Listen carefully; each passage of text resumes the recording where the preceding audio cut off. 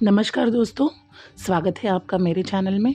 तो आज मैं आपको बताऊंगी तीज की तारीख, विधि और मुहूर्त, और तीज क्यों मनाया जाता है इसके बारे में थोड़ी बहुत जानकारी मैं आपको दूंगी। तो इस साल तीज पड़ रहा है 18 सितंबर को, भाद्रपद की शुक्ल पक्ष की तृतीय तिथि को। और तीज के दिन गणेश जी, पार्वती जी और शिव जी की पूजा की जाती है। हरतालिका तीज का महत्व इस प्रकार है कि हरतालिका तीज का व्रत हिंदू धर्म में सबसे बड़ा व्रत माना जाता है। यह तीज का त्यौहार भादों की शुक्ल तीज को मनाया जाता है। खास तौर पर महिलाओं द्वारा यह त्यौहार मनाया जाता है। कम उम्र की लड़कियों के लिए भी यह हरतालिका का व्रत श्रेष्ठ समझा जाता है। हरतालिका तीज में भगवान शिव, माता गौरी और गणेश जी की पूजा का महत्व है।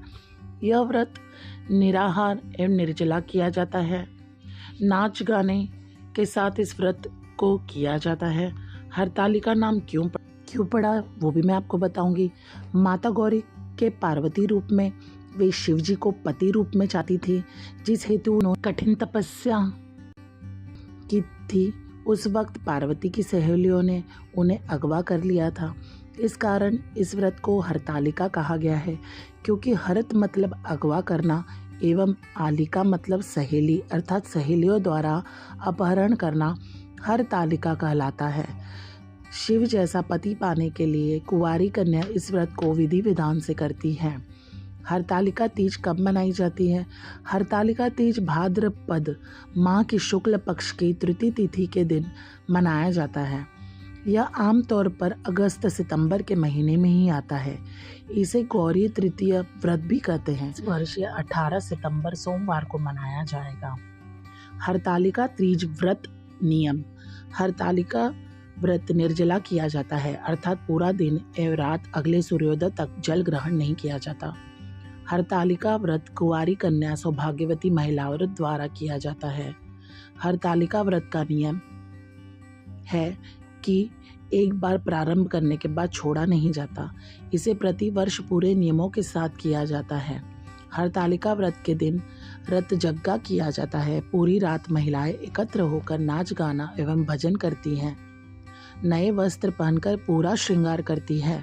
हरतालिका व्रत जिस घर में भी होता है वहाँ इस पूजा का खंडन नहीं किया जा सकता, अर्थात इसे एक परंपरा के रूप में प्रतिवर्ष किया जाता है। सामान्यतः महिलाएं यह हरतालिका पूजन मंदिर में करती हैं। हरतालिका के व्रत से जुड़ी कुछ मान्यता है, जिसमें इस व्रत के दौरान जो सोती हैं वो अगले जन्म में अजगर बनती हैं, जो दूध पीती हैं वो सर्पिन। इसी प्रकार से इसकी कुछ नियम है जो कि हरतालिका के दिन हमें नहीं करना चाहिए। हरतालिका पूजन सामग्री। हरतालिका पूजन में हमें किस सामग्री का प्रयोग करना चाहिए? फुलेरा विशेष प्रकार से फूलों से सजा होता है। गीली काली मिट्टी अथवा बालू, रेत, केले का पत्ता, सभी प्रकार के फूल पत्ते, बेल पत्र, शमी पत्र, धतूरे का फल, ए फूल, अकाव का फूल, तुलसी, मंजरी, जनेवा, नाड़ा, वस्त्र, माता गौरी के लिए पूरा सुहाग का सामान, जिसमें चूड़ी, बिछिया, काजल, बिंदी, कुमकुम, सिंदूर, कंघी, माहौर, मेहंदी आदि मान्यता अनुसार एकत्र की जाती है। इसके अलावा बाजारों में सुहाग पूड़ा मिलता है, जिसे सभी सामग्री होती है। घी, तेल, दीपक, कपूर, कुमकुम, सिंदूर, अबीर, चंदन, श्रीफल, कलश, पंचामृत, घी, दही, शक्कर, दूध, शहद से बना हुआ। हरतालिका तीज पूजन विधि। हरतालिका पूजन प्रदोष काल में किया जाता है। प्रदोष काल अर्थात दिन रात के मिलने का समय। हरतालिका पूजन के लिए शिव, पार्वती एवं गणेश जी की प्रतिमा बालू, रेत अथवा काली मिट्टी से हाथों से बनाई जाती है। फुलेरा बनाकर उसे सजाया जाता है। उसके भीतर रंगोली डालकर उस पर पटा अथवा चौकी रखी जाती है। चौकी पर एक सतिया बनाकर उस पर थाल रखते हैं। उस थाल में केले के पत्ते को रखते हैं। तीनों प्रतिमा को केले के पत्ते पर आसीत किया जाता है। सर्वप्रथम कलश बनाया जाता है, जिसमें एक लोटा अथवा घड़ा लेते हैं। उस पे ऊपर श्रीफल रखते हैं अथवा एक दीपक जलाकर रखते हैं। घड़े के मुंह पर लाल नाड़ा बांधते हैं।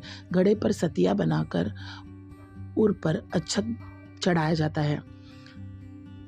कलश का पूजन किया जाता है। सबसे पहले जल चढ़ाते हैं, नाड़ा बांधते हैं, कुमकुम, हल्दी, चावल चढ़ाते हैं, फिर पुष्प चढ़ाते हैं। उसके बाद शिव जी की पूजा की जाती है। इसकी विधि विस्तार से जानकारी आप लिख लीजिए।